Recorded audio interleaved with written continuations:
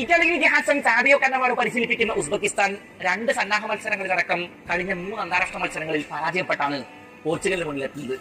ലോകകപ്പിന് മുമ്പ് അവർ കാനഡയോടും നെതർലൻഡ്സിനോടും പരാജയപ്പെട്ടിരുന്നു. കഴിഞ്ഞ 2 ലോകകപ്പുകളിലും ഏഷ്യൻ രാജ്യങ്ങൾ മുന്നിൽ വന്നപ്പോൾ പോർച്ചുഗലിന് ജയിക്കാനായിട്ടില്ല. 2018 ഇറാനോട് അവർ സമനില വഴങ്ങിയപ്പോൾ ഖത്തറിൽ അവർ സൗത്ത് കൊറിയയോട് പരാജയപ്പെട്ടു. വെല്ലുവിളികളൊന്നും ഏതായാലും അവർ ഉസ്ബെക്കിസ്ഥാനിൽ നിന്ന് പ്രതീക്ഷിക്കുന്നില്ല. ഉസ്ബെക്കിസ്ഥാൻ ആകട്ടെ യൂറോപ്പിലെ ടീമുകളോട് അത്ര നല്ല റെക്കോർഡുകളൊന്നും അല്ല ഉള്ളത്. മാഞ്ചസ്റ്റർ സിറ്റിയുടെ അബ്ദുൽ ഖുദർ കുസനോവാണ് ഉസ്ബെക്കിസ്ഥാൻ ടീമിലെ ഏറ്റവും വലിയ പേര്.